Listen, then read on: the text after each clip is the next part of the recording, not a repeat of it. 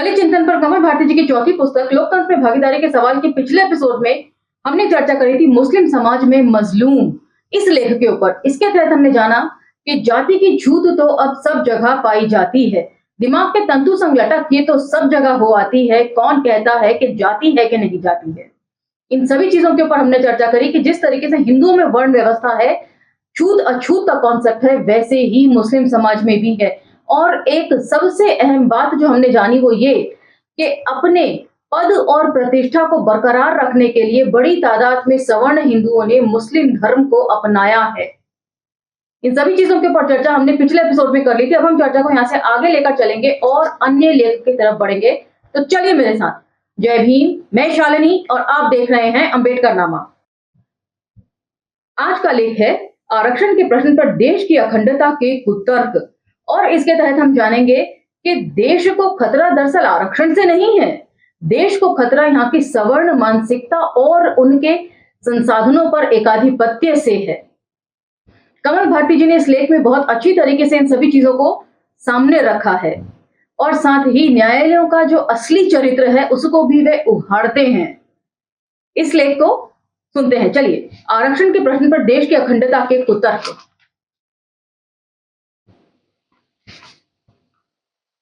जून 1992 में इलाहाबाद के न्यायाधीश न्यायमूर्ति मार्कंडेय काटजू ने उच्च जातियों के पक्ष में विज्ञान और तकनीकी क्षेत्र में आरक्षण को असंवैधानिक घोषित किया था।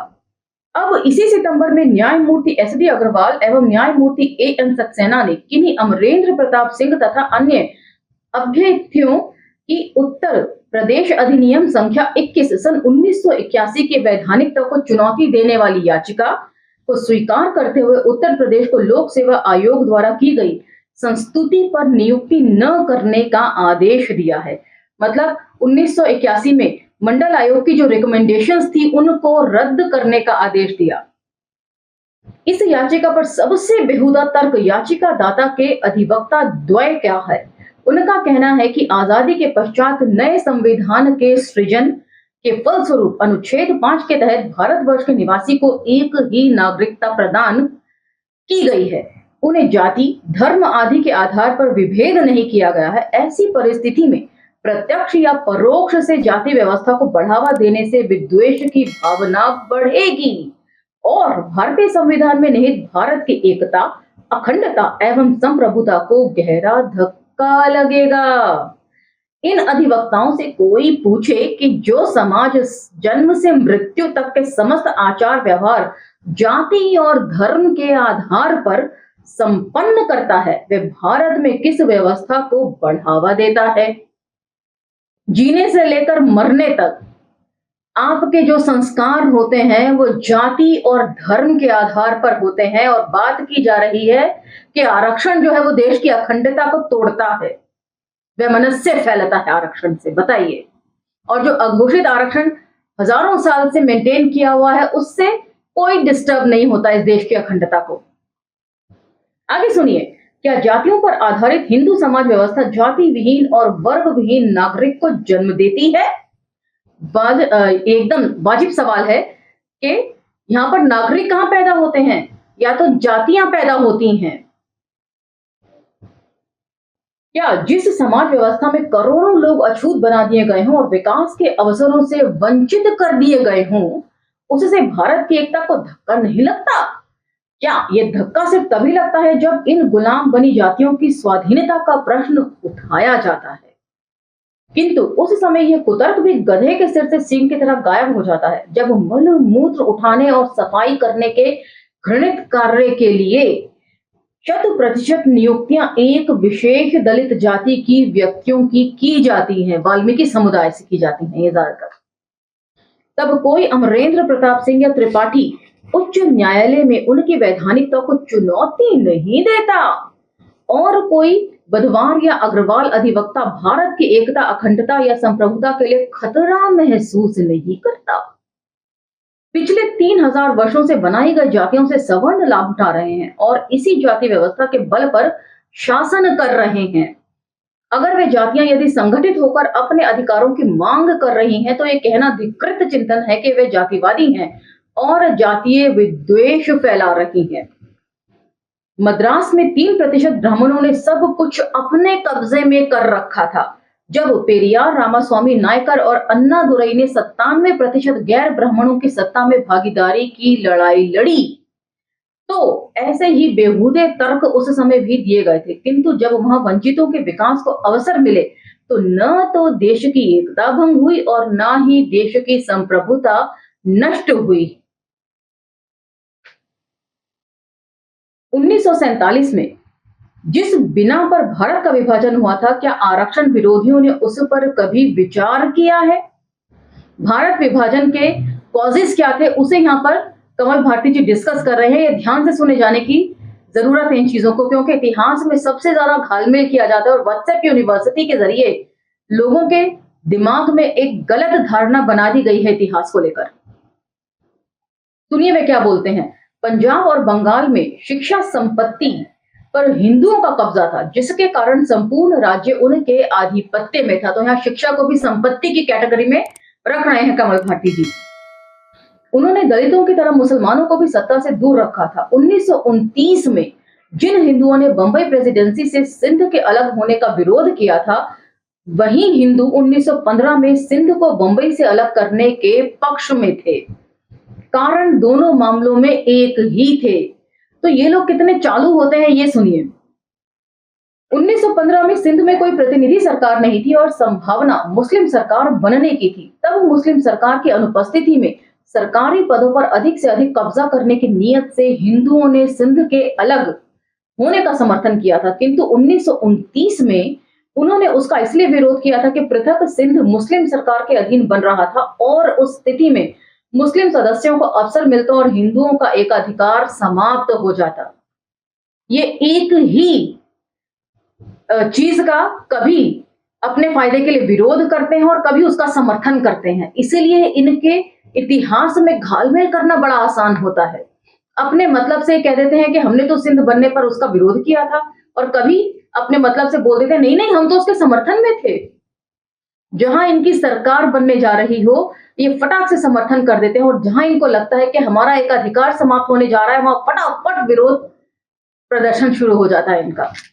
तो इनके इतिहास को जरा बारीकी से पढ़कर समझे जाने की जरूरत है।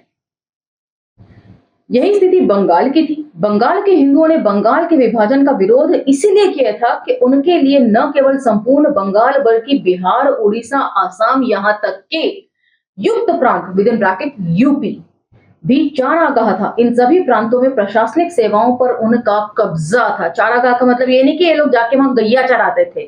चारागाह का मतलब ये है कि इनके लिए फर्टाइल लैंड था, रिसोर्सिस को हथियाने का।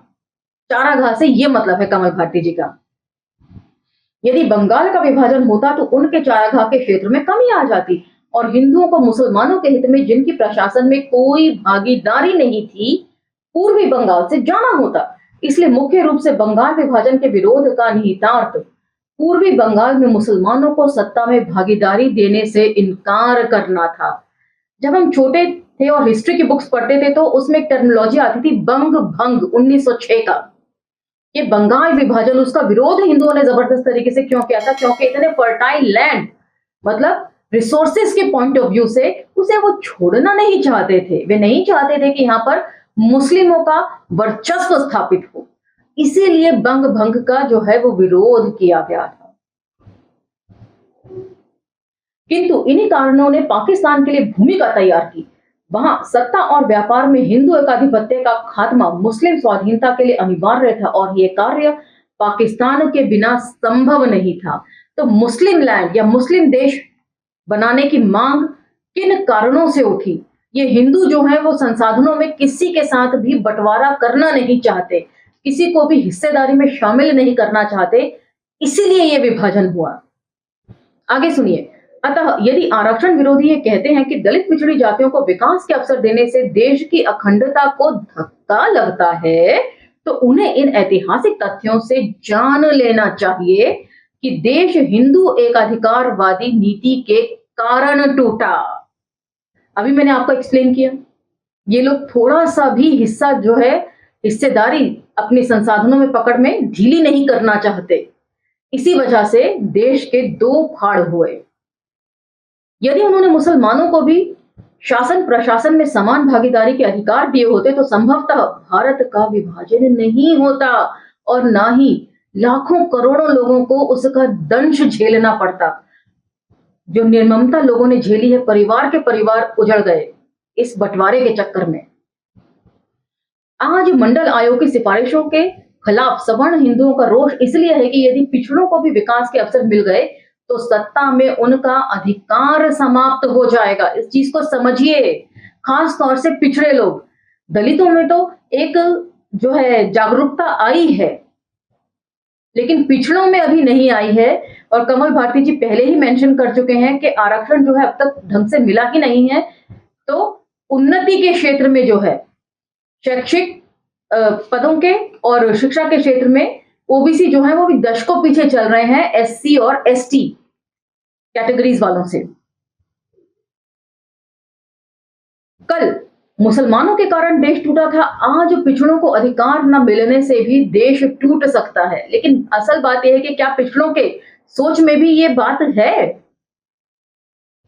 आरक्षण विरोधियों के लिए यदि पाकिस्तान के तर्क पुराने लगते हैं तो वे कश्मीर के उदाहरण से अपने मानस को जगा सकते हैं। कश्मीर फाइल्स आई थी तो उसमें कई तरह की चीजें दिखाई गई थी, किस तरीके से जो है पलायन करना पड़ा वहां पंडितों को छोड़कर कश्मीर। अब उसका एक्चुअल कॉज यहां पर सुनिए। आरक्षण विरोधियों के लिए यदि पाकिस्तान के तर्क पुराने लगते हैं तो वे कश्मीर के उदाहरण से अपने मानस को जगा सकते हैं। कश्मीर धरती का स्वर्ग कहलाता है, पर वास्तव में वह सवर्णों का स्वर्ग है। वहां डोगरा काल से ही शासन प्रशासन और व्यापार में हिंदुओं का एक छत्र राज रहा है। दूसरे राज्यों से आए हिंदुओं ने भी वहां खूब तरक्की की। देखते देखते हिंदू मालामाल हो गए, किंतु मुसलमान और बौद्ध तथा दलित पिछड़े लोग वहां के जो मूल निवासी हैं बद से बदतर होते गए। परिणाम यह हुआ कि घोर उपेक्षा के शिकार मुसलमान वहां बागी हो गए और उनकी बगावत की आग में पूरा कश्मीर जलने लगा।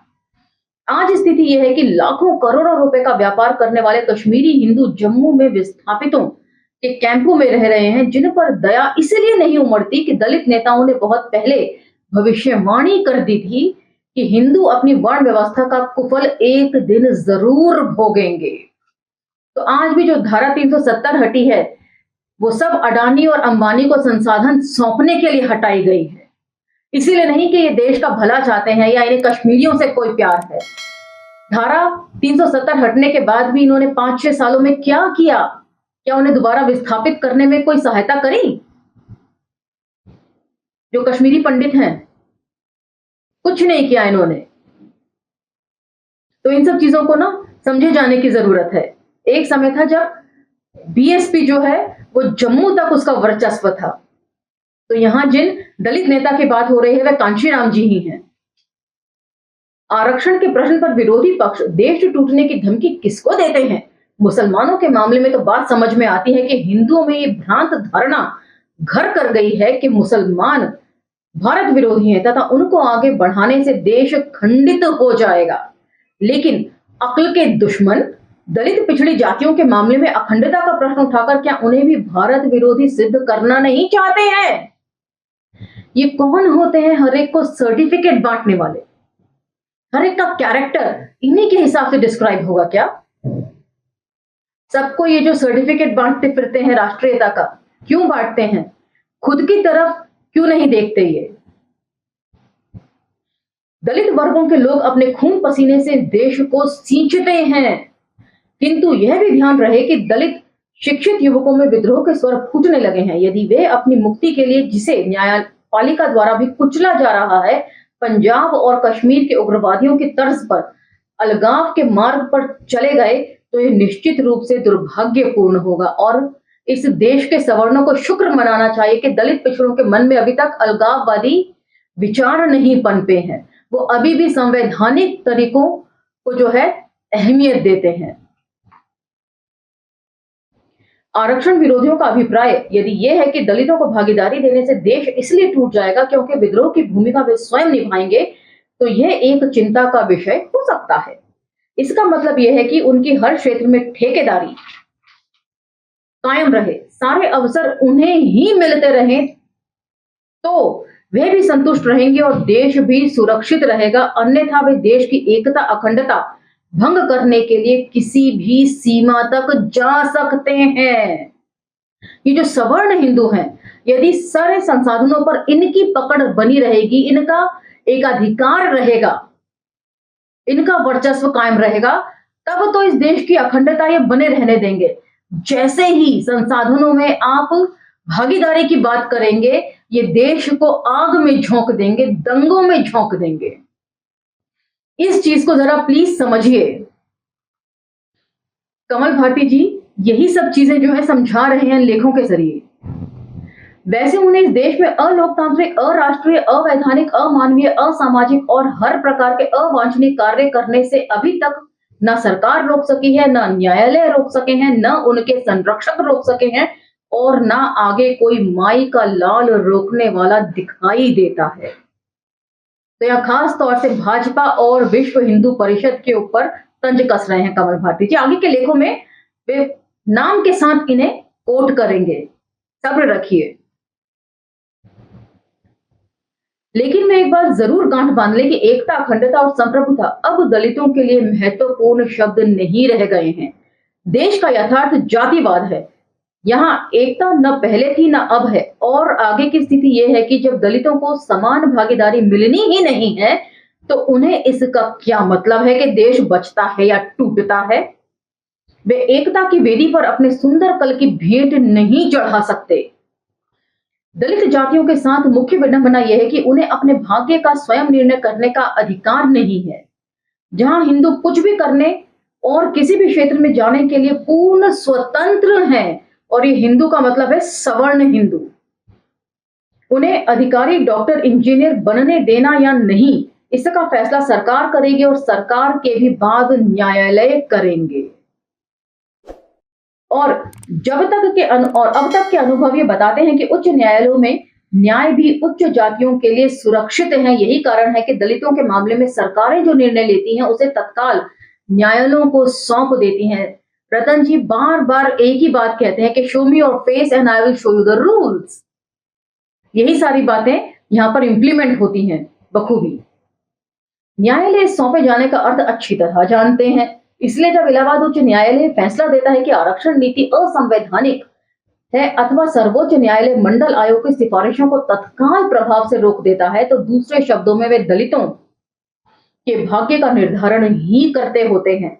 ऐसे फैसले में जिस सवर्ण हिंदुओं के हृदय कमल खिल जाते हैं, वे ये नहीं जानते कि भिंडरवाला के वक्तव्यों से जो आघात हिंदू मानस को पहुंचता है, वही आघात दलित मानस को हिंदू एकाधिकार की मानसिकता पर आधारित ये फैसले पहुंचाते हैं।